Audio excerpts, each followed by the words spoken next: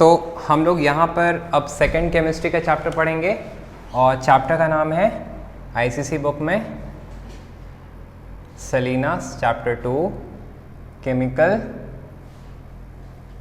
Changes and reactions. ठीक है, आपने क्लास 8 में पहले भी पढ़ा है कि चेंजेस दो तरीके का होता है। ठीक है, चेंजेस कितने तरह के होते हैं? दो। ऐसे तो बहुत सारे चेंजेस होते हैं बट बेसिकली हम लोग दो चेंजेस पढ़ते हैं। One is the physical change और दूसरा चेंज क्या कहलाता है हमारा? Chemical change. जब आप क्लास 10th में जाओगे तो वहाँ पर फिजिक्स में एक चैप्टर है रेडियो एक्टिविटी, वहाँ पढ़ोगे न्यूक्लियर चेंज। ठीक है, but we will focus over the physical and chemical change. तो फिजिकल चेंज क्या होता है? जो चेंजेस रिवर्सिबल होता है। फॉर एग्जांपल हम किसी भी चीज़ का स्टेट को चेंज कर रहे हैं, हमने सॉलिड से लिक्विड बना दिया, so liquid can be converted back to solid. But chemical change क्या होते हैं? वो चेंजेस जो परमानेंट होते हैं। ठीक है, उस चेंजेस को हम लोग क्या बोलते हैं?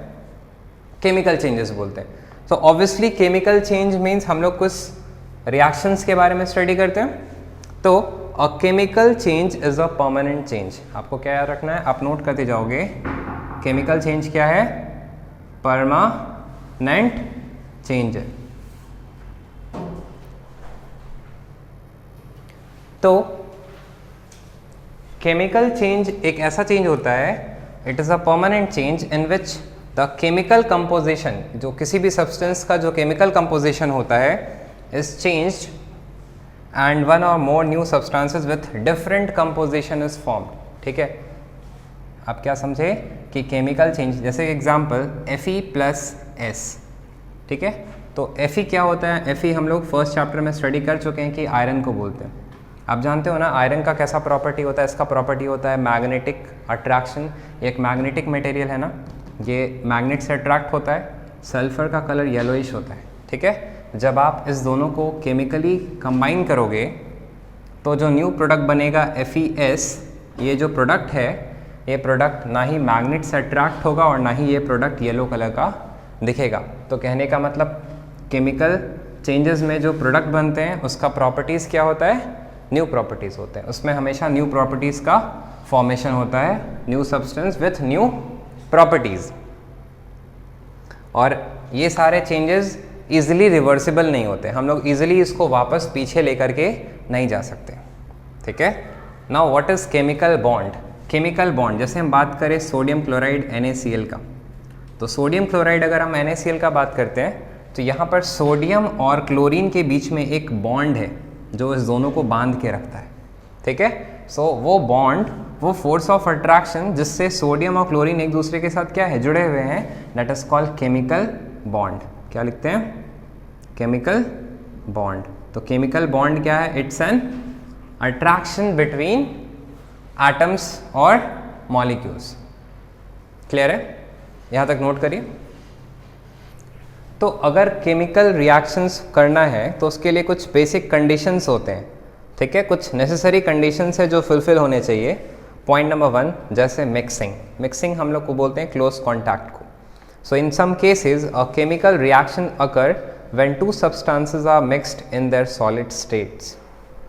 ठीक है, जैसे हम एक एग्जांपल दिखाते हैं कि मतलब हम क्या कहना चाह रहे हैं कि मिक्सिंग एक प्रोसेस है कि हम दो सब्सटेंस को, ऑब्वियसली बात है कि एक सब्सटेंस यहाँ रखा है, एक सब्सटेंस यहाँ प्लेस किया गया है, तो ये दोनों डायरेक्टली तो कंबाइन नहीं कर जाएगा ना जब तक हम इसको क्लोज कॉन्टैक्ट में ना लाए। तो पहला पॉइंट क्या है? बिना मिक्स किए या फिर बिना क्लोज कॉन्टैक्ट में लाए हम उसे रिएक्ट नहीं करा सकते। तो एक एग्जांपल दे रखा है आपके बुक में, लेड नाइट्रेट। तो आप लिखोगे PbNO3 होल ट्वाइस। ऐसा क्यों? क्योंकि आपने पढ़ा है ना लेड, प्लम्बस और प्लम्बिक। एक एक कंपाउंड का फॉर्मूला कैसे आया हम उसको एक्सप्लेन करते जाएंगे।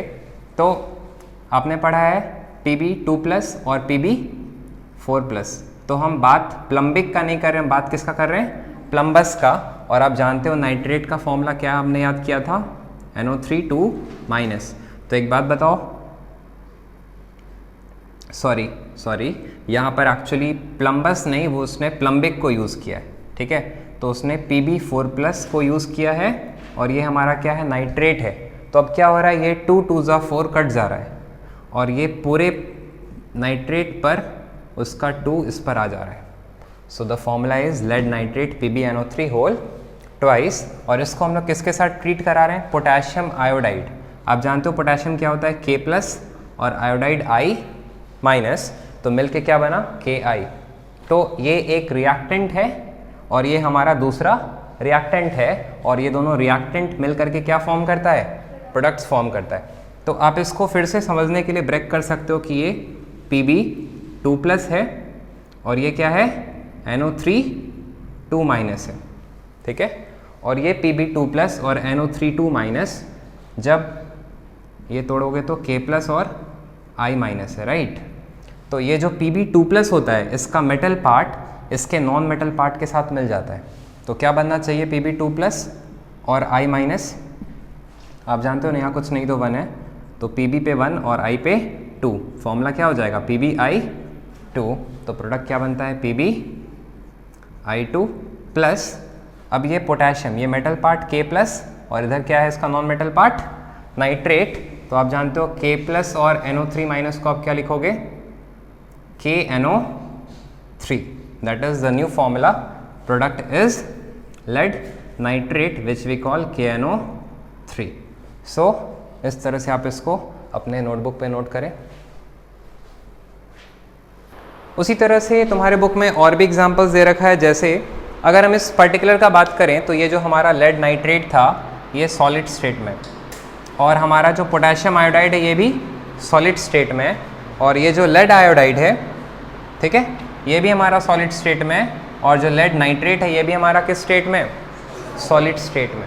मतलब ये जो हमारा सॉलिड स्टेट के साथ मिल करके दो प्रोडक्ट भी सॉलिड स्टेट में फॉर्म किया।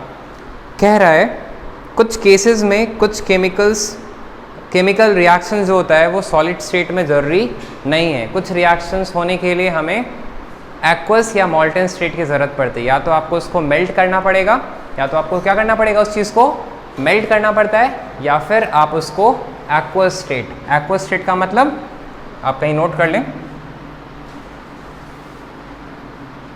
Aqueous means in water.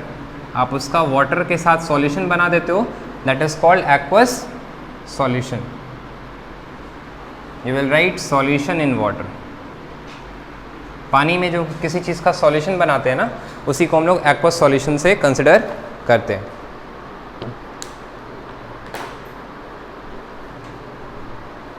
तो जैसे एक और एग्जांपल कि हम क्या कर रहे हैं, मेरे पास सेकंड रिएक्शन बता रहे हैं, बोर्ड पे देखना सब कोई। रिएक्शन कहता है कि अगर हम सॉल्ट ले लें NaCl, ठीक है, ये NaCl क्या होता है, ये हमारे घर पे जो हम नमक खाते हैं ना, कॉमन सॉल्ट, ये वही नमक है, और इसको हम लोग पानी में डाल दिए तो ये क्या हो चुका है, एक्वस। और उसके बाद इसको हम रिएक्ट करा रहे हैं सिल्वर नाइट्रेट के साथ। तो सिल्वर का क्या आपने याद किया है, Ag+ और Ag2+। तो हम Ag2+ कंसिडर कर रहे हैं, तो Ag2+ और नाइट्रेट का हमने बताया था NO3,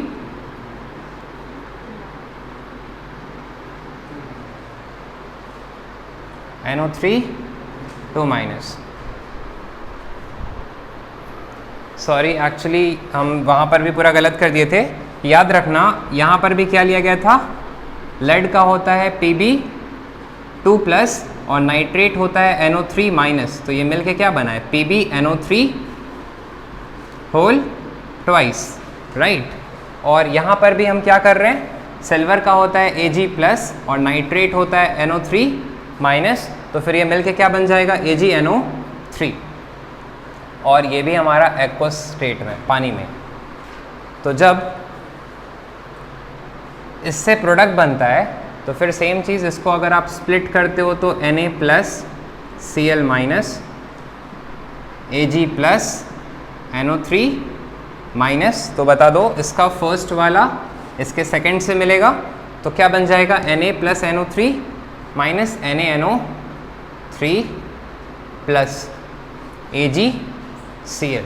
तो इसके साथ मिल करके ये AgCl फॉर्म करेगा, ठीक है। और ये हमारा ऑब्वियसली जो सॉल्यूशन है इसमें जो AgCl है ये एक प्रेसिपिटेट है। प्रेसिपिटेट का मतलब अगर आप एक टेस्ट ट्यूब में इन दोनों के सॉल्यूशंस को मिलाते हो तो आप देखोगे कि नीचे में वाइट कलर का कुछ डिपॉजिशन दे रहा है। ये किस कलर का होगा? White PPT। PPT stands for precipitate, और ये प्रेसिपिटेट किस चीज़ का है? सिल्वर क्लोराइड का प्रेसिपिटेट है, और ये NaNO3 हमारा एक्वस सॉल्यूशन हो जाएगा। इसके बाद फर्दर हम लोग को पढ़ना है हीट।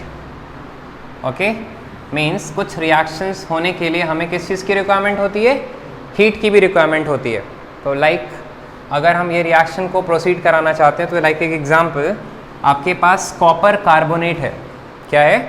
Copper carbonate. तो आपको पता होना चाहिए कि कॉपर का Cu प्लस क्यूपरस और Cu2 प्लस क्यूपरिक। तो अगर हम 2+ को कंसिडर करते हैं और कार्बोनेट का फॉर्मूला क्या था? CO3 2-, तो ये 2 और ये 2 क्या हो जाता है?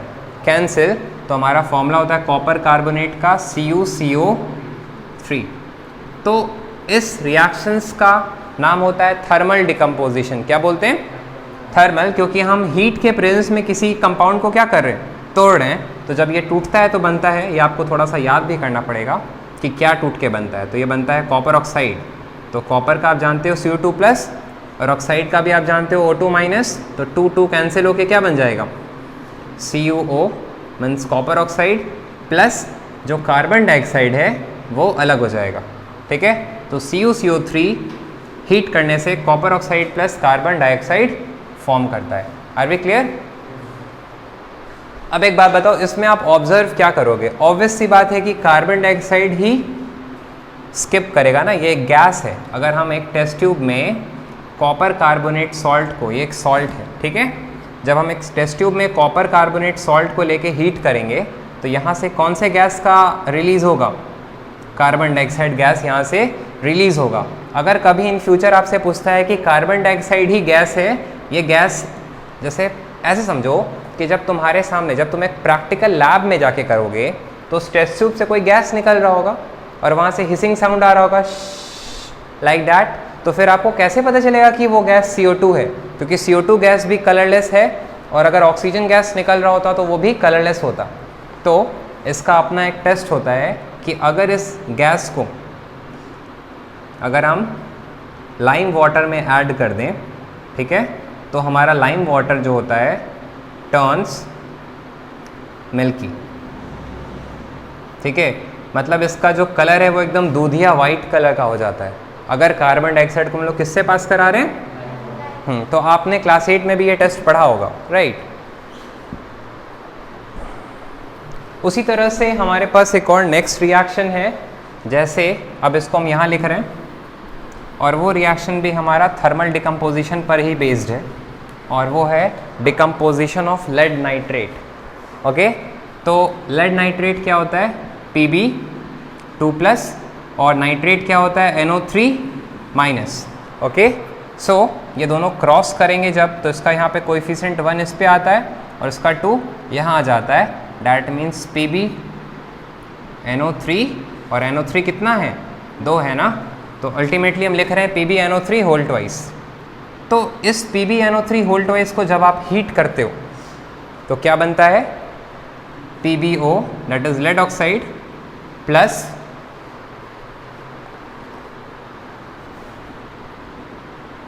NO2 नाइट्रोजन डाइऑक्साइड, और प्लस हमारा थर्ड जो होता है वो होता है O2। ठीक है, जब हम लेड नाइट्रेट को हीट कर रहे होते हैं तो बनता है lead oxide plus nitrogen dioxide, और हमारा तीसरा क्या कहलाता है? ऑक्सीजन। और आपको ये सारे चीज़ हम बताते चलेंगे साथ साथ कि ये जो नाइट्रोजन डाइऑक्साइड होता है ये एक रेडिश ब्राउन गैस होता है। नाइट्रोजन डाइऑक्साइड गैस कैसा होता है? Reddish brown gas. और जो ऑक्सीजन होता है वो कैसा गैस होता है? आपका रिस्पॉन्स आना चाहिए, कलरलेस गैस होता है। ओके, और ये जो PbO होता है ये हमारा एक येलो सॉलिड होता है, येलो रेसिड्यू भी बोल सकते हो, क्योंकि यही बच जाता है। ठीक है, डैट मीन्स कि अगर आप एक टेस्ट ट्यूब में लेड नाइट्रेट को क्या किया, आपने हीट किया, तो अब यहाँ पर टीचर आपसे क्वेश्चन पूछेंगी कि what do you observe, question क्या होता है, what do you observe when lead nitrate is heated. आप लिखोगे when lead nitrate is heated there is a formation of yellow residue in the test tube with the evolution of reddish brown gas. क्या लिखोगे, there is a formation of yellow residue with the evolution of reddish brown gas and a colorless gas। तो कुछ reactions वैसे होते हैं जिसका आप products को प्रेडिक्ट कर सकते हो, ठीक है, लेकिन आपको कुछ रिएक्शंस 10% रिएक्शंस वैसे भी मिलेंगे जहाँ पे आपको प्रोडक्ट्स को थोड़ा सा माइंड में हमेशा याद रखना पड़ेगा। लाइक अगर आप एग्ज़ाम देने जा रहे हो तो एग्ज़ाम से पहले इन सारे चीज़ को एक बार ठीक से देख लो, क्योंकि ये जो प्रोडक्ट्स बन रहे हैं ये आपको, इसका कोई ट्रिक नहीं है। हाँ, लेकिन है कि हमेशा मेटल का एक ऑक्साइड बनेगा ही बनेगा, तो मेटल का हमने एक ऑक्साइड बना दिया। एक ऑक्सीजन है तो ऑक्सीजन गैस भी निकलता ही है। यहाँ पर नाइट्रेट था तो कौन सा गैस निकल गया, नाइट्रोजन डाइऑक्साइड। यहाँ देखो, यहाँ पर CuCO3 था तो ये कौन सा प्रोडक्ट बना, मेटल का ऑक्साइड बना, तो कॉपर ऑक्साइड, और कौन सा गैस निकल रहा है, कार्बन डाइऑक्साइड। तो ये सारा चीज़ है जो आपको कुछ कुछ याद रखना है। लेकिन अगर आपको ये और ये लिख के दे दिया जाए तो आई होप कि आप इसको क्रॉस करके प्रोडक्ट्स भी लिख सकते हो, है ना। तो मतलब आपको अगर हम केमिस्ट्री पढ़ा रहे तो 90% रिएक्शंस आपको वैसे मिलेंगे जिसका आप प्रोडक्ट को खुद से लिख पाओगे, ठीक है। हाँ, कहीं 10% रिएक्शंस आपको वैसे भी आएंगे जहाँ पर हम बोलेंगे कि आप इसको थोड़ा समझ लो, याद कर लो, राइट। लेकिन बैलेंसिंग वगैरह तो आप खुद से ही करोगे। Are we clear? तो इसको रब कर दें। और ये सारे टेस्ट ट्यूब वगैरह आप बना रहे हो, हाँ, ये सारा इंपॉर्टेंट चीज़ है, आपको नोट करना है सब चीज़ को। अब हमारा नेक्स्ट टॉपिक है, हमने मिक्सिंग देख लिया, हीट देख लिया, know the third is light. कुछ रिएक्शंस जो होते हैं वो लाइट के प्रेजेंस में करते हैं, जैसे फोटोसिंथेसिस जो आप बचपन से पढ़ते आ रहे हो।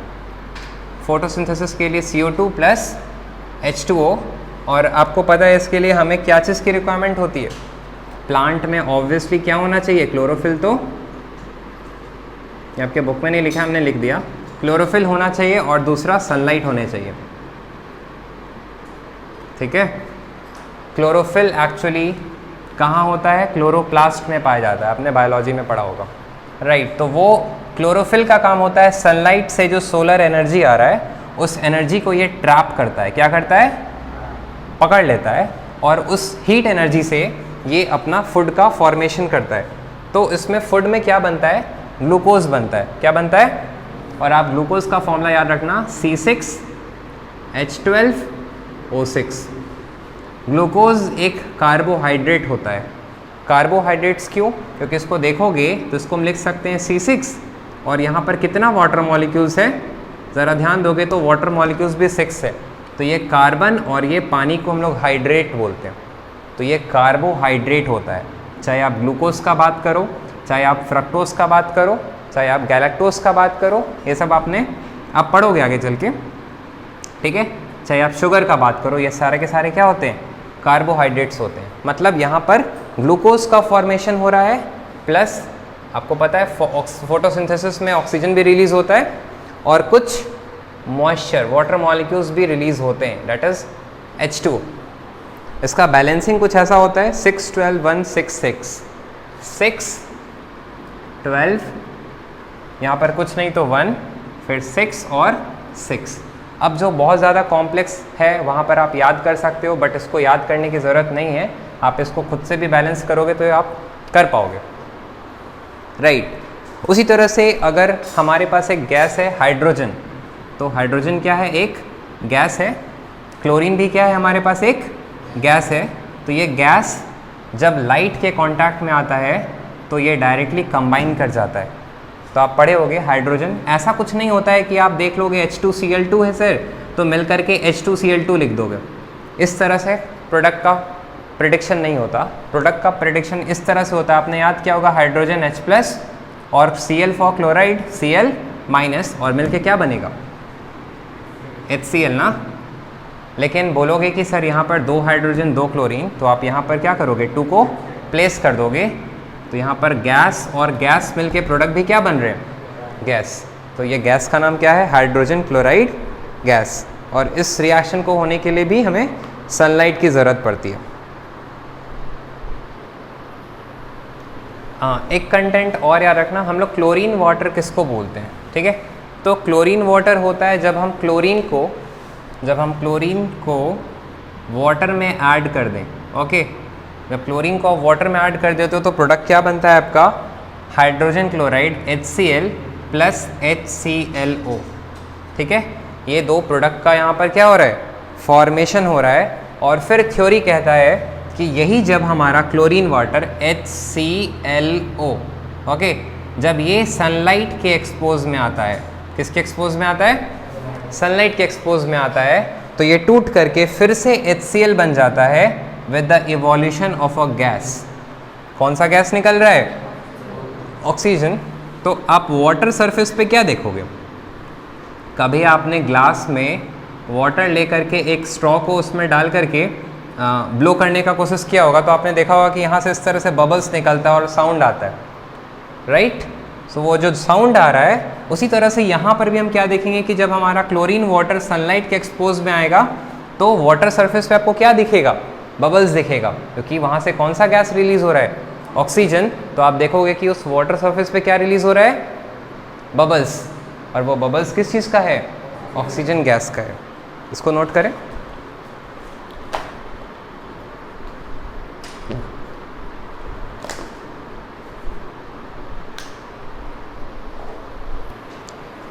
होप आपने नोट कर लिया यहाँ तक।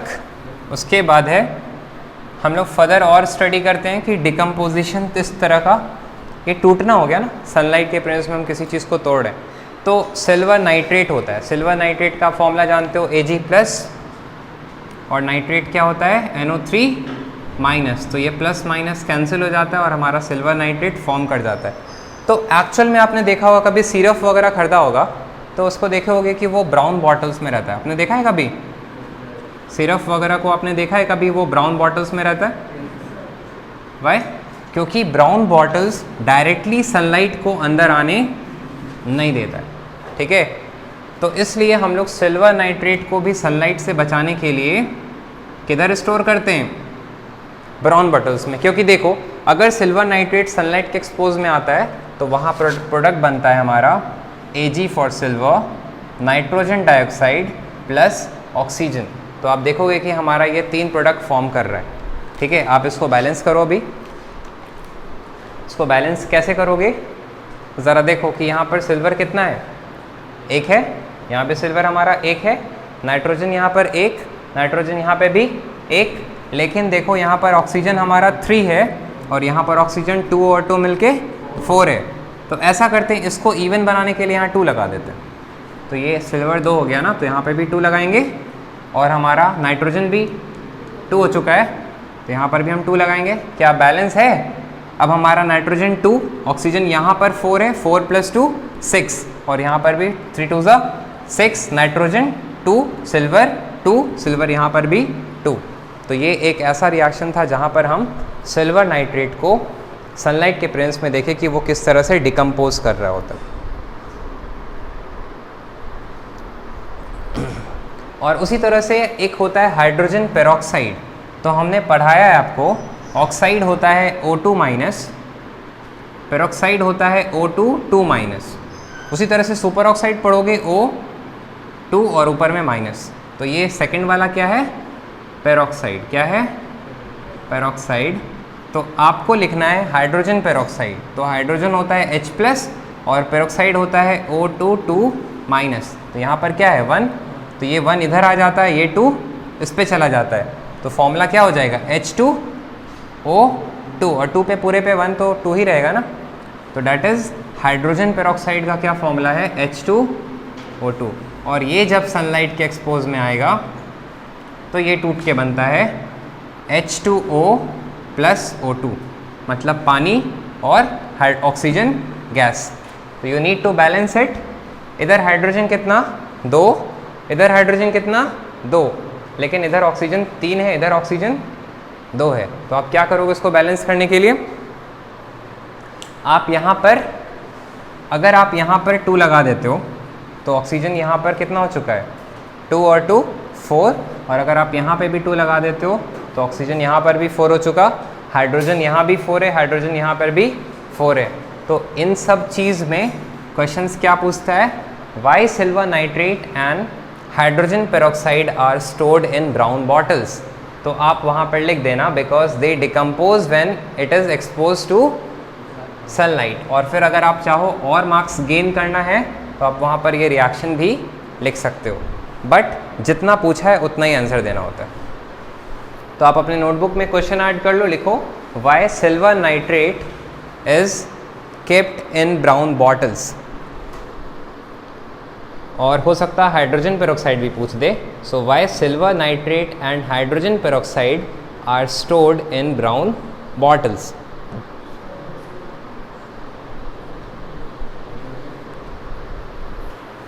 अब हम लोग यहाँ तक तो पढ़ चुके, अब हम लोग को नेक्स्ट पढ़ना है कुछ रिएक्शंस इलेक्ट्रिसिटी के प्रेजेंस में होता है। जैसे हम लोग सनलाइट के प्रेजेंस में डिकम्पोजिशन देखे कि हीट से ये टूट रहा था, तो जब सिर्फ हीट से टूटता है तो उसको हम लोग बोलते हैं थर्मल डिकम्पोजिशन, और ये लाइट से टूटता है तो ऐसे जनरली हम लोग उसको फोटोलिसिस बोलते हैं। क्या बोलते हैं?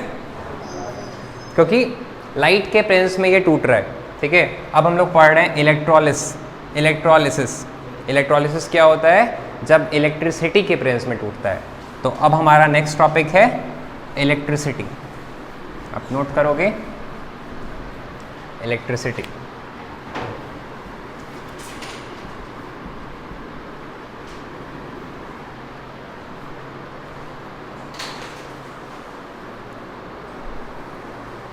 इलेक्ट्रिसिटी बेसिकली जैसे अगर हमारे पास एक कंटेनर है, ठीक है, हमें किसी कंटेनर में किसी भी सॉल्यूशंस को ले लेते हैं, राइट, और उसमें दो रॉड को इमर्स कराते हैं। एक रॉड का नाम होता है एनोड, क्या बोलते हैं? एनोड। और एक दूसरे रॉड को इमर्स कराते हैं, उसका नाम क्या होता है? कैथोड, ठीक है।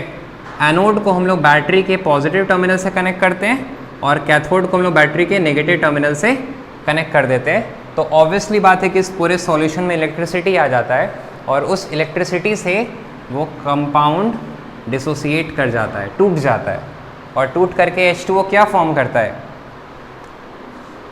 Hydrogen and oxygen. तो आप देखोगे कि ये फॉर्म करता है H2 for hydrogen and O2 for oxygen. Now आपको सिर्फ याद रखना है कि वाटर टूट के हाइड्रोजन और ऑक्सीजन बनाता है। इसको बैलेंस करोगे, बैलेंस करने के लिए यहाँ पर 2 ऑक्सीजन है, यहाँ पर सिर्फ 1 है, हम यहाँ पर भी 2 लगा देते हैं। कभी यहाँ नहीं लगा सकते हम, जब भी लगता है फ्रंट में लगता है। सो ऑक्सीजन 2 हो गया लेकिन हाइड्रोजन 4 हो गया, तो यहाँ पर भी हम क्या करेंगे? तो ये हमारा रिएक्शंस क्या कहलाएगा? Electrolysis of acidulated water. उसी तरह से जब आप सोडियम क्लोराइड का ये बात करोगे, किसकी बात करोगे? Sodium chloride. तो सोडियम क्लोराइड भी टूट करके क्या बनता है? Sodium Na+।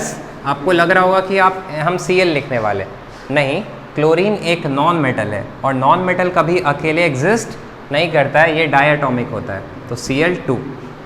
आप क्या याद करोगे? क्लोरीन कभी भी अकेले एग्जिस्ट नहीं करता, ये क्या होता है? डायटोमिक। तो ये हमेशा 2 के साथ रहेगा, खुद और एक और रहेगा। बैलेंस करो, क्लोरीन 2, यहाँ पे भी 2 और यहाँ पर भी 2। लेकिन ध्यान रखना, इस तरह से सिर्फ पाउडर सॉल्ट लेने से ये डिकम्पोज नहीं हो जाएगा। इसके लिए आपको क्या लेना पड़ेगा? या तो मॉल्टन, फिलहाल मॉल्टन ही रहने दो क्योंकि सिर्फ नमक है, पानी हमने इसमें नहीं लिया, और नहीं तो फिर एक्वस लिखना होता।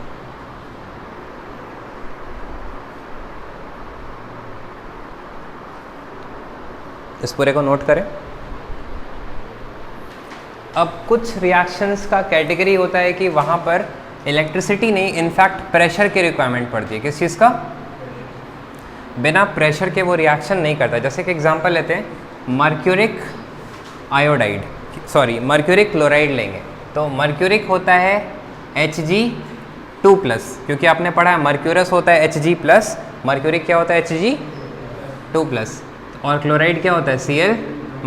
तो Hg2+ और Cl- क्या फॉर्म करेगा? HgCl2, और इसको हम लोग पोटेशियम आयोडाइड के साथ कंबाइन करा रहे हैं। तो पोटेशियम क्या होता है? K+, और आयोडाइड क्या होता है? I।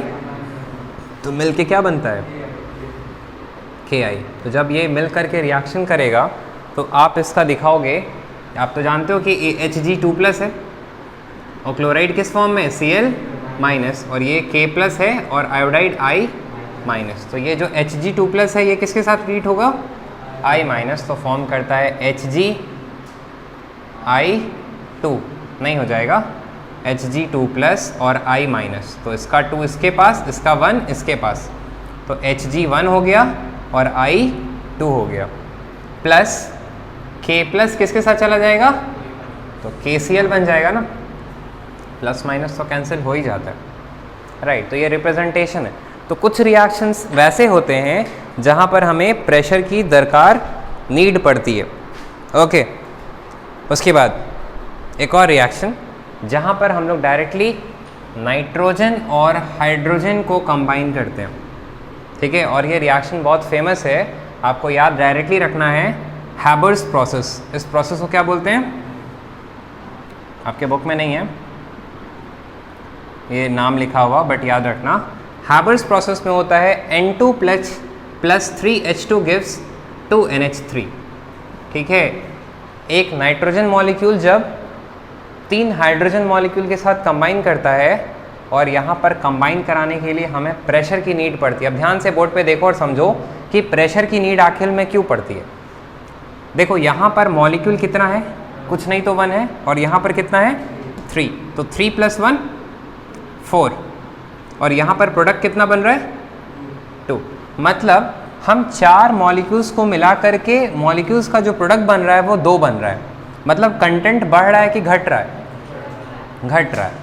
तो घट रहा है तो हम अगर इसको प्रेशर देंगे तभी ना ये घटेगा। मतलब ये चाह रहा है कि हमको कंप्रेस करो, हम कम क्वांटिटी में होना चाहते हैं, तो हमको एक्सटर्नली क्या लगाना पड़ता है, उस पर प्रेशर। अब एक बात बताओ, अगर 4 मॉलिक्यूल से 2 नहीं बन के 7 बनता, तो मतलब ये एक्सपैंड करना चाह रहा है और आप बाहर से उस पर प्रेशर लगा रहे हो, उसको एक्सपैंड करने नहीं दे रहे हो, मतलब तुम प्रोसेस को अपोज कर रहे हो ना। तो फिलहाल क्या हो रहा है, ये कंप्रेस होना चाह रहा है और हम बाहर से प्रेशर लगा के उसको कंप्रेस कर रहे हैं, तो काइंड ऑफ हम उसको सपोर्ट कर रहे हैं ना। तो हम प्रेशर दे करके ऐसे रिएक्शंस को फास्ट प्रोसीड कर सकते हैं, क्योंकि ये रिएक्शन में क्या देख रहे हो, मॉलिक्यूल्स का प्रोडक्ट में कम गिनती कम है, तो हमको उस केस में प्रेशर की रिक्वायरमेंट पड़ेगी। अगर मॉलिक्यूल्स का काउंटिंग बढ़ जाए तो प्रेशर रिड्यूस करना पड़ता है ताकि वो इजीली एक्सपैंड कर पाए। Are we clear? इसको नोट कर लो और ध्यान रखना कि ये रिएक्शन रिवर्सिबल होता है। तो रिवर्सिबल होता है तो आप इसको इस तरह से रिप्रेजेंट करोगे कि आगे भी जा सकता है और पीछे भी जा सकता है। Above 200 ATM, ATM is atmospheric pressure.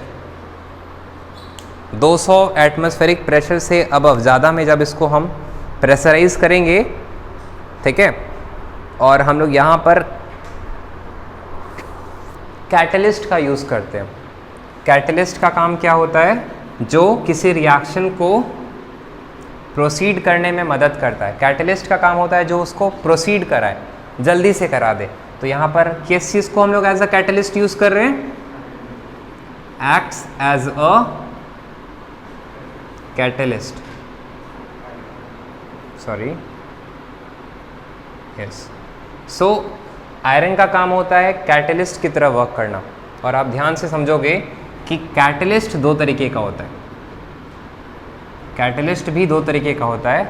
एक होता है कैटलिस्ट का नाम पॉजिटिव कैटलिस्ट और दूसरा कहलाता है नेगेटिव कैटलिस्ट। जैसे अगर मान लेते हैं कि कोई लोहा है, आयरन है, ठीक है, तो कोई आयरन का में रस्ट लग रहा है, रस्ट मतलब जंग लगना, राइट। तो आप क्या चाहोगे, रस्टिंग प्रोसेस फास्ट हो जाए कि स्लो हो जाए? रस्टिंग, जो जंग लग रहा है तो लोहा खराब हो रहा है ना, तो ये रस्टिंग धीरे धीरे हो कि 10 साल 20 साल तक रस्ट लगने में समय लग जाए कि 10 मिनट में रस्ट लग के खराब हो जाए? आप ये चाहोगे कि हमारा पूरा पूल कोलैप्स कर जाए 10-20 मिनट में जंग आ करके? नहीं ना, आप चाहोगे ना कि प्रोसेस स्लो हो जाए। दैट मीन्स कभी कभी हमें ज़रूरत पड़ती है कि हम रिएक्शंस को किस तरह से प्रोसीड कराएं, स्लो की फास्ट। तो वहाँ पर हमें किस चीज़ की नीड पड़ेगी, नेगेटिव कैटलिस्ट की। लेकिन कभी कभी हमको प्रोडक्ट हम चाहेंगे कि ईजिली निकल जाए, तो उस केस में हमको कैसे कैटलिस्ट की ज़रूरत पड़ती है, तो पॉजिटिव कैटलिस्ट का काम होता है रिएक्शन को स्पीड अप करना और नेगेटिव कैटलिस्ट का काम होता है रिएक्शन को स्पीड डाउन करना। हम कुछ एग्जांपल्स से इसको एक्सप्लेन करते हैं, नब नोट कर ले। और आपको याद रखना है कि कैटलिस्ट कभी भी रिएक्शन में टेक पार्ट नहीं करता, ठीक है। मतलब कैटलिस्ट कभी रिएक्शन में इन्वॉल्व नहीं होता है, वो कभी उसमें पार्टिसिपेशन नहीं लेता, वो सिर्फ उसमें काम कर देता है। उसको स्पीड बढ़ाना है तो बढ़ा देगा, घटाना है तो घटा देगा, वो उसमें कोई पार्टिसिपेशन उसका नहीं होता।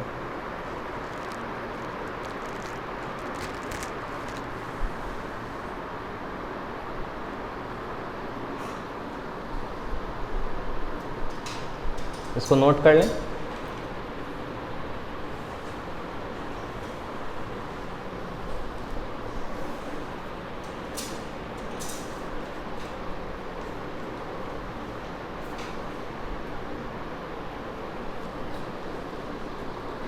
जैसे हमारे पास पोटेशियम क्लोरेट है, इसको हम रब कर रहे हैं, ओके। एक रिएक्शन बता रहे हैं जिसमें कैटलिस्ट की नीड पड़ती है। जैसे होता है रिएक्शन पोटेशियम क्लोरेट, पोटेशियम क्या होता है K+ और क्लोरेट क्या होता है ClO3-।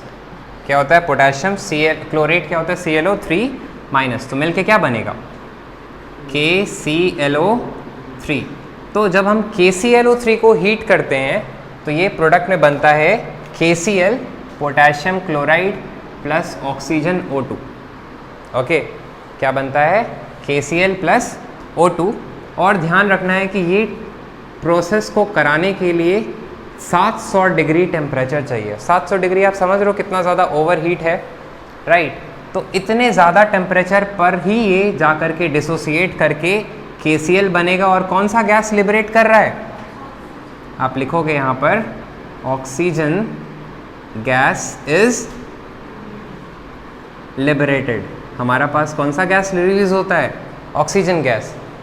तो इसी चीज़ का हमें एक सॉल्यूशन मिला कि अगर हम इसी KClO3 को, right, MnO2 manganese dioxide, right, manganese dioxide के प्रेजेंस में जब हम इसी रिएक्शन को करा रहे हैं तब KCl तो बन ही रहा है, ऑक्सीजन गैस भी रिलीज़ हो रहा है, लेकिन हमें अब 700 डिग्री नहीं, इनफैक्ट 300 डिग्री पर ही ये काम कर जा रहा है।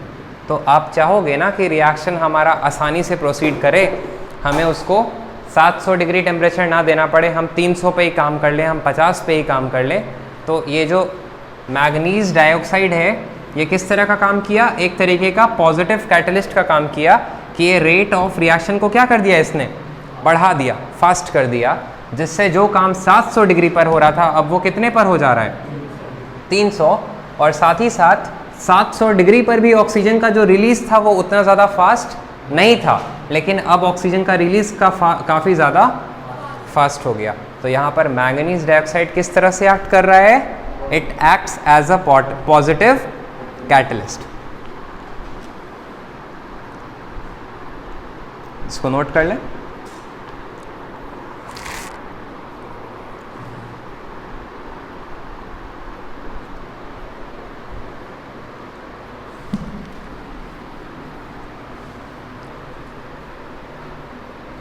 उसी तरह से एक और रिएक्शन है, जब हम लोग अमोनिया, आपको याद रखना है, एक बार हम आपके नोटबुक में लिखवाए हैं, अमोनिया का फॉर्मूला होता है NH3। जब इसको हम ऑक्सीजन के साथ ट्रीट करते हैं, ठीक है, तो आद्या बताओ नाइट्रिक ऑक्साइड का फॉर्मूला क्या होता है, लाउडर। हम आपके नोटबुक में लिखवाए हैं NO होता है। नाइट्रिक ऑक्साइड का फॉर्मूला क्या होता है, NO+, और यहाँ पर हमारा प्रोडक्ट बनता है H2O, ठीक है। लेकिन इस रिएक्शन को फास्ट प्रोसीड कराने के लिए हम लोग कौन सा कैटलिस्ट यूज़ कर रहे हैं, प्लैटिनम। PT क्या होता है, प्लैटिनम। और ये रिएक्शन 800 डिग्री पर होता है। कितने पर हो रहा है, 800 डिग्री पर होता है। क्या पता अगर प्लैटिनम नहीं यूज़ करते तो शायद टेम्परेचर काफ़ी और ज़्यादा लेना पड़ता, ठीक है। अब इसको आप बैलेंस करो, बैलेंस कर सकते हो ना खुद से। हाइड्रोजन यहाँ पर कितना है, 3 है, यहाँ पर कितना है, 2 है, राइट। तो क्या करोगे, इसको हम क्या करते हैं, इवन बनाने के लिए यहाँ पर 2 लगा देते हैं। तो हाइड्रोजन कितना हो चुका है, 6। तो यहाँ पर भी क्या करना पड़ेगा, वेट, यहाँ पर भी हम 3 लगा देते हैं। तो ऑक्सीजन 3 और नाइट्रोजन यहाँ पर कितना है, 2 है। तो बैलेंस तो नहीं हुआ है, नहीं हुआ ना बैलेंस। देखो यहाँ पर नाइट्रोजन हमारा 2 है, यहाँ पर नाइट्रोजन 2 है, यहाँ पर हाइड्रोजन 6 है, यहाँ पर भी हाइड्रोजन 6 है। अब हम बात करते हैं ऑक्सीजन का, जो हम पहले से फॉलो कर रहे हैं। ऑक्सीजन यहाँ पर 2 है और यहाँ पर ऑक्सीजन कितना है, 3 है। तो हमें यहाँ पर भी कितना ऑक्सीजन चाहिए, 5 चाहिए ना, 3 to 5 चाहिए, यहाँ भी 5 चाहिए। आपको याद होगा हमने ट्रिक बताया था कि आप यहाँ पर 5 नहीं बना सकते। अगर आप यहाँ पर 3 प्लेस करते हो तो 3 2 6 हो जाता है, अगर आप यहाँ पर 2 प्लेस करते हो तो 2 2 4 हो जाता है। तो आप यहाँ पर क्या करो, अगर आपको 5 चाहिए तो आप इसको 5/2 से मल्टीप्लाई करोगे, right. Now your question arises कि सर हमने कभी फ्रैक्शन में बैलेंसिंग नहीं किया है, तो आप अल्टीमेटली इस 2 को हटाना चाह रहे हो। तो इस 2 को हटाने के लिए आप पूरे इक्वेशन को डबल कर दो, मतलब सबको 2 से मल्टीप्लाई कर दो। तो ये हो जाएगा 2 2 4 NH3 प्लस इसको जब आप 2 से मल्टीप्लाई करोगे तो सिर्फ 5 बचेगा ना, 2 तो कैंसिल हो जाएगा। तो plus 5 O2 gives 2 2 4 NO2 plus 3 2 6 H2O। तो ये सबसे बेस्ट वे होता है रिएक्शन को लिखने का। और ऑब्वियसली आप ये सारा काम पेंसिल से कर रहे होगे तो आपको 2 बार लिखने की ज़रूरत नहीं पड़ेगी, आप उसी को ओवरराइट कर सकते हो रब करके। तो यहाँ पर भी हमारा प्लैटिनम एक कैटलिस्ट का वर्क कर रहा है और ये रिएक्शन को क्या कर रहा है, इन्हांस कर रहा है।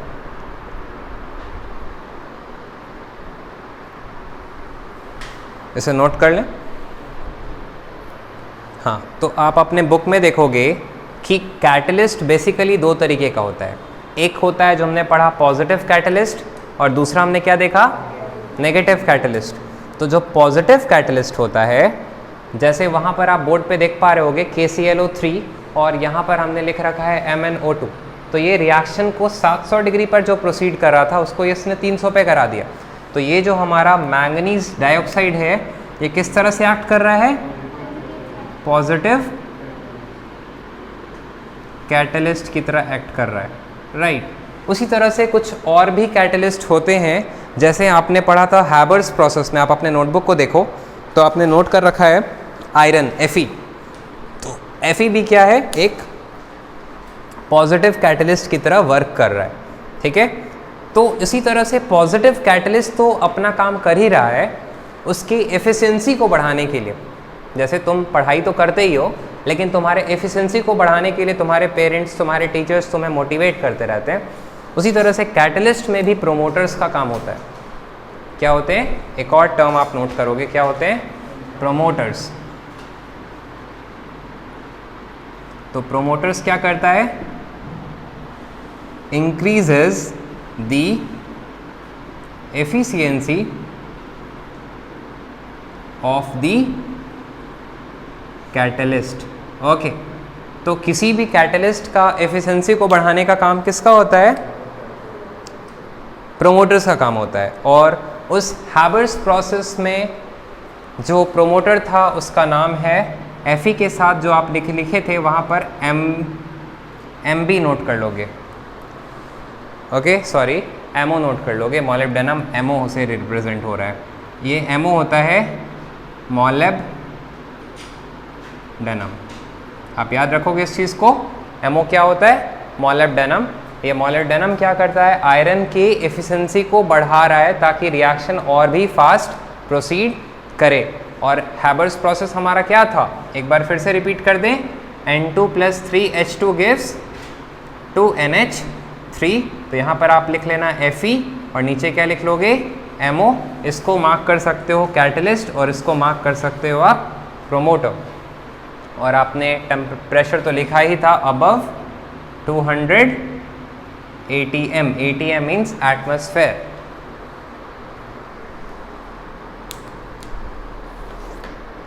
उसी तरह से नेगेटिव कैटलिस्ट भी होते हैं। कुछ एग्जाम्पल्स आपके बुक में दे रखा है, आप उसको देख लेना। जैसे फॉस्फोरिक एसिड होता है तो वो हाइड्रोजन पेरोक्साइड के रेट ऑफ डिकम्पोजिशन को रिटार्ड करता है। रिटार्ड मतलब स्लो डाउन करता है। कौन? Phosphoric acid. उसी तरह से rate of oxidation of chloroform, chloroform का ऑक्सीडेशन मतलब एडिशन ऑफ ऑक्सीजन जो हो रहा है उसको डिक्रीज कर रहा है, धीरे धीरे वो कंबाइन करेगा। आपने देखा था ना HClO, राइट? वो सब चीज़ का रेट ऑफ फॉर्मेशन या उसका जो टूटना था उसको स्लो डाउन कर रहा है, राइट? तो अब इन सब टॉपिक के बाद हम लोग स्टडी करेंगे इवोल्यूशन ऑफ गैस। किस चीज़ के बारे में स्टडी करते हैं? इवोल्यूशन ऑफ गैस मीन्स हम लोग ये देखेंगे कि अभी तक हमने जितने भी रिएक्शंस देखा उसमें ऑब्जर्वेबल चीज़ क्या है, हमने क्या क्या ऑब्जर्व किया। तो हमने देखा कि किसी किसी रिएक्शंस में कोई गैस का रिलीज होता है, आप हेडिंग डालोगे characteristics of a chemical reaction, कि कोई भी केमिकल रिएक्शंस में क्या क्या कैरेक्टरिस्टिक्स होते हैं। तो हमारा सबसे पहला कैरेक्टरिस्टिक जो हमने देखा है वो है इवोल्यूशन ऑफ गैस, कि किसी किसी केमिकल रिएक्शन में गैस का भी इवोल्यूशन होता है। जैसे देखो, आप जानते हो कि आपके पास एक मेटल अगर जिंक है, राइट, और आप उसको सल्फ्यूरिक एसिड में डाल रहे हो। सल्फ्यूरिक एसिड का फॉर्मूला आपको याद रखना है, H2SO4 होता है, that is hydrogen sulphate, right? तो जिंक का आपने रेडिकल याद कर रखा है Zn2+। अगर आप इसको डिकम्पोज करके लिखोगे तो क्या हो जाएगा? H+ और सल्फेट क्या होता है? SO4 2-। तो ये जो जिंक है ये जाकर के इसके साथ मिल जाएगा, तो ये जो ऊपर का 2 है वो तो कैंसिल हो गया, तो क्या फॉर्म करेगा? ZnSO4, और ये जो H है और एक और H ले आएगा, और वो H और H मिलके hydrogen being a non metal अकेले एग्जिस्ट नहीं करता, तो आप उसको H2 के फॉर्म में दिखाओगे। तो ये हाइड्रोजन क्या है? एक गैस है ना, जो यहाँ से इवॉल्व हो रहा है। तो आपने कौन सा गैस को इवॉल्व होते यहाँ पे देखा? हाँ, हाइड्रोजन का भी अपना एक कैरेक्टरिस्टिक्स याद रखोगे, Burns with a pop sound. क्या लिखोगे? बर्न्स विथ अ, हाँ, ये एक पॉप साउंड के साथ बर्न करता है हाइड्रोजन गैस।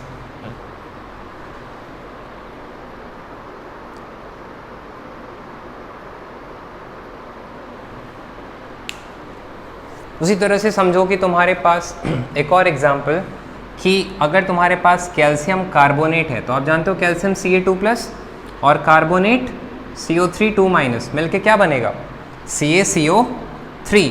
तो जब ये कैल्शियम कार्बोनेट में आप HCl हाइड्रोक्लोरिक एसिड को ऐड करते हो, याद रखना होगा हाइड्रोक्लोरिक एसिड क्या होता है? HCl। ये किससे बना है? Ca2+, और ये किससे बना है? CO3 2-। और ये तोड़ोगे तो H+ और Cl-।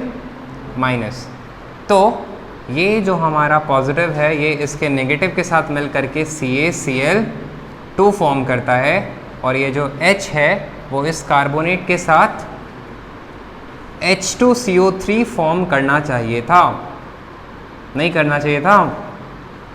लेकिन आप ध्यान रखना कि ये जो होता है इसको कार्बोनिक एसिड बोलते हैं, और ये उतना ज़्यादा स्टेबल नहीं होता है। तो जब जब कार्बोनिक एसिड किसी भी केमिकल रिएक्शन में फॉर्म करेगा, वो दोबारा टूट करके H2O और CO2 में बदल जाता है। तो अल्टीमेटली आप ये तीन रिएक्शन, ये चीज़ नहीं लिख करके आप इसमें क्या लिखना है? इसका प्रोडक्ट CaCl2 + H2O + CO2, और ये कार्बन डाइऑक्साइड फिर से क्या निकल गया? एक गैस। और इसका हमने प्रॉपर्टीज़ लिखाया था, टर्न्स लाइम वाटर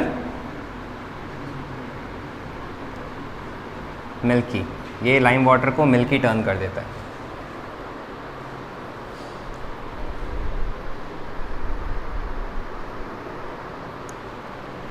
तो एक बात समझो कि अगर हमारे पास एक कंटेनर है या एक टेस्ट ट्यूब है, और वहाँ पर हमने कैल्शियम कार्बोनेट का एक्वस सॉल्यूशन ले रखा है, और उसमें हमने क्या ऐड कर दिया है?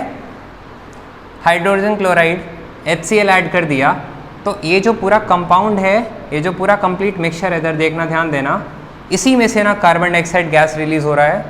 तो जब इस सॉल्यूशन से कार्बन डाइऑक्साइड गैस निकल के बाहर आएगा तो बबल्स दिखेगा कि नहीं दिखेगा, और इसी प्रोसेस, ये जो बबल्स निकल रहा होता है, इसी को हम लोग एफरवेसेंस के नाम से जानते हैं। क्या आपको याद रहेगा कि जब किसी भी कंटेनर में अगर कोई गैस का फॉर्मेशन हो रहा है तो आप उस कंटेनर में क्या ऑब्जर्व करोगे कि वहाँ से किस चीज़ का रिलीज़ हो रहा है, गैस का, बबल्स का रिलीज़ होना। तो आप बबल्स को तो ऑब्जर्व कर सकते हैं ना, तो इसी प्रोसेस को क्या लिखोगे, effervescence is seen. What you will write, effervescence is seen, effervescence देखा गया।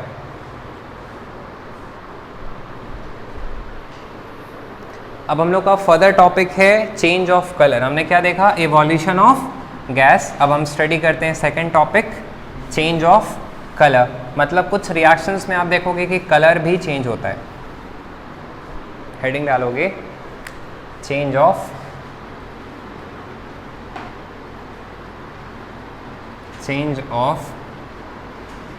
Colour, right. अगर आप इसी कलर के स्पेलिंग को कंप्यूटर में लिख दो तो लिखाता है COLOR, राइट। और आप केमिस्ट्री अदर सब्जेक्ट्स में लिखोगे तो COLOUR। अच्छा, चेंज ऑफ कलर में जैसे मानो कि तुम्हारे पास कॉपर सल्फेट है, फॉर्मूला क्या होता है कॉपर सल्फेट का, CuSO4। आप ध्यान रखना, कॉपर सल्फेट बोर्ड पे देखें, कॉपर सल्फेट का कलर ब्लू होता है, बाद में उतार लेना। कॉपर सल्फेट का कलर कैसा होता है, ब्लू। तो इसमें आप समझो कि हमने एक आयरन नेल डाल दिया। ये आपका एक कंटेनर है, आप इसमें क्या ले रखे थे, कॉपर सल्फेट। तो कॉपर सल्फेट की वजह से जो कलर था वो कैसा है, ब्लू कलर है, राइट। ये ब्लू कलर था। और हमने क्या किया, एक लोहे का कांटी, राइट, आयरन नेल जानते हो ना, ये आयरन नेल है। तो हमने इस आयरन नेल को इसमें डिप कर दिया, डाल के छोड़ दिया। मतलब काइंड ऑफ कि हमारा iron sulphate, sorry copper sulphate किसके कांटेक्ट में आ गया है, आयरन। और आपको एक एक्टिविटी सीरीज़ भी हम देंगे याद करने, okay. Potassium, sodium, calcium, magnesium, aluminium, zinc, iron, lead, hydrogen, copper, mercury, silver, gold, platinum होता है, ओके। तो आप ये समझो कि हमारा आयरन जो है वो कॉपर से ऊपर है कि नहीं है। तो आयरन जो होता है वो कॉपर से ज़्यादा रिएक्टिव होता है। तो आयरन का कहना है कि तुम सल्फेट के साथ कैसे जुड़े हो, हम जुड़ सकते हैं, हम तुमसे ज़्यादा ताकतवर है। तो यहाँ पर आयरन क्या करता है, कॉपर को डिस्प्लेस कर देता है। कॉपर को क्या कर देगा, तो ये बन जाता है Fe है ना, तो Fe2+ होता है। और सल्फेट आप जानते हो SO4 होता है, तो मिल करके ये बना लेता है FeSO4 और प्लस कॉपर को उसने डिस्प्लेस कर दिया तो ये Cu हो जाएगा। अगर कोई तुमसे पूछे ये किस कैटेगरी का रिएक्शन है, आप बोलोगे it's a displacement reaction. Observe क्या कर रहे हो, चेंज ऑफ कलर, लेकिन कैटेगरी क्या है रिएक्शन का, डिस्प्लेसमेंट, क्योंकि इसने क्या कर दिया, कॉपर को डिस्प्लेस कर दिया। अच्छा, तो यहाँ पर ये जो आयरन सल्फेट बना, तो आयरन सल्फेट का कलर ग्रीन हो जाता है, और ये कॉपर जो होता है ना, ये एक रेड कलर का डिपॉजिट है। तो हम तुमको प्रैक्टिकल समझा रहे कि तुम क्या ऑब्जर्व करोगे। जैसे ही तुम इसको डालोगे, कुछ देर बाद तुम ऑब्जर्व करोगे कि ये पूरा सॉल्यूशन ब्लू फेड कर जाएगा। क्या हो जाएगा, तो आप इसका थ्योरी लिख लो। ब्लू कलर, पहले समझ लो, blue colour of the solution fades and eventually means साथ ही साथ turns green। ओके, आप क्या देखोगे कि आपका पूरा सॉल्यूशन क्या हो चुका है, ग्रीन हो चुका है, क्योंकि अब क्या फॉर्म कर चुका है, आयरन सल्फेट ना, with the reddish brown deposit of, red deposit बोलो या रेडिश ब्राउन बोलो, एक ही बात है, reddish brown deposit of copper on iron. तो लोहे का जो कांटी होगा वो उसका कलर धीरे धीरे उसके ऊपर आके क्या बैठ जाएगा, वो पूरा कॉपर बैठ जाएगा, तो ये ब्राउन कलर का होने लगेगा और हमारा सॉल्यूशन किस कलर का हो जाएगा, ग्रीन कलर का। तो आप इस चीज़ को नोट कर लें क्योंकि आपसे टीचर्स हमेशा पूछेंगे ऑब्जर्वेशन।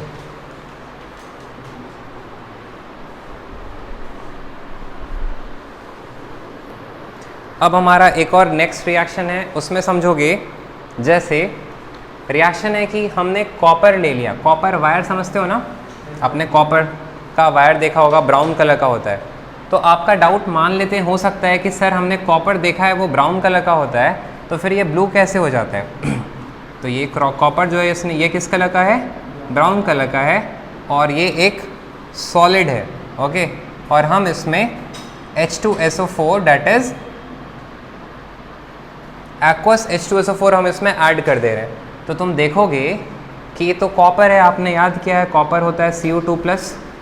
तो अभी ये सिर्फ कॉपर के फॉर्म में, जब ये इसके कांटेक्ट में आ गया तो फिर ये आयंस के फॉर्म में टूटने लगेगा, ये भी H+ और SO4 2- और ये मिल करके इसके साथ क्या बन जाएगा, CuSO4। डैट मीन्स ये Cu2+ के फॉर्म में है और ये SO4 के फॉर्म में। तो कॉपर का कलर ब्राउन होता है, ये याद रखना है, लेकिन कॉपर 2+ का कलर क्या होता है, ब्लू होता है। इसी की वजह से हमारा पूरा सॉल्यूशन ये किस कलर का होगा, ब्लू। और आप दो प्रोडक्ट और ऑब्जर्व करोगे इसमें, एक वाटर और एक सल्फर डाइऑक्साइड। तो काइंड ऑफ आपको कुछ कुछ इसमें याद भी रखना है, ये गैस है, राइट, नोट कर लें। तो इसमें आपने क्या ऑब्जर्व किया कि ये जो ब्राउन कलर का कॉपर था वो H2SO4 के कांटेक्ट में आते ही ब्लू कलर का सॉल्यूशन टर्न हो गया। अब हम कुछ रिएक्शंस वैसे भी होते हैं जिसमें फॉर्मेशन ऑफ प्रेसिपिटेट्स होता है। क्या होता है, फॉर्मेशन ऑफ PPT हमने शॉर्ट में लिखा है, आप पूरा प्रेसिपिटेट लिख लेना। एक एग्जांपल दिखाते हैं, जैसे हमने पढ़ा था AgNO3, राइट। तो जब AgNO3 और NaCl ये दोनों का क्या है, एक्वस सॉल्यूशन है। तो जब आप इस दोनों को मर्ज करते हो तो क्या बनता है, AgCl, राइट। और ये क्या फॉर्म करता है, NaNO3। आप क्रॉस करके देख सकते हो। तो ये जो AgCl है ये एक वाइट कलर का PPT फॉर्म करता है। ये डाउनवर्ड एरो क्या दिखा रहा है कि नीचे में जाकर के सेटल डाउन हो चुका है। तो अल्टीमेटली हमने क्या किया था, एक टेस्ट ट्यूब में सिल्वर नाइट्रेट में नमक का घोल मतलब सॉल्यूशन को उसमें डाला और हमने क्या देखा कि नीचे में आकर के वाइट वाइट कुछ बैठ गया। तो ये जो नीचे में आके वाइट वाइट बैठ गया वो क्या है, AgCl एक प्रेसिपिटेट है, प्रेसिपिटेट की फॉर्म में, मतलब वो उसमें सेटल डाउन कर जाएगा, वो उसमें डिसॉल्व नहीं होता है। तो कुछ रिएक्शंस, जबकि पहले हमारा सॉल्यूशन क्या था, कलरलेस था, ये भी कलरलेस था, पानी जैसा दिख रहा था एकदम आर पार, ये भी ट्रांसपेरेंट आर पार। जैसे ही मिल गया वो वाइट कलर का कर्डी, एकदम दही जैसा वाइट वाइट आकर के बैठ जाएगा, राइट। तो कर्डी वाइट प्रेसिपिटेट भी बहुत लोग उसको कह सकते हो, बोलते हैं। एक लास्ट कैटेगरी पढ़ना है जिस रिएक्शन में चेंज ऑफ स्टेट होता है। क्या होता है, चेंज ऑफ स्टेट। तो चेंज ऑफ स्टेट जैसे इसमें रिएक्शन है अमोनिया NH3 एक गैस होता है, जब उसमें हम लोग HCl गैस को ऐड कर देते हैं तो मिल करके फॉर्म करता है ammonium chloride that is NH4Cl। और ये कॉम्बिनेशन रिएक्शन है क्योंकि हमने एक कंपाउंड में दूसरे कंपाउंड को जोड़ दिया, देख रहे हो ना, 3 है और एक जुड़ गया तो 4 हो गया और क्लोरीन निकल गया, और ये अमोनियम क्लोराइड एक सॉलिड होता है। तो कुछ रिएक्शंस में देखोगे कि गैस गैस मिलके क्या फॉर्म कर गए, सॉलिड। तो आपका यहाँ पर पार्ट 1 मतलब सेकेंड चैप्टर का पूरा पार्ट 1 ख़त्म हो चुका है। तो आपका होमवर्क है कि आप पूरा एक्सरसाइज 2A को घर पे खुद से सॉल्व करोगे। Thank you.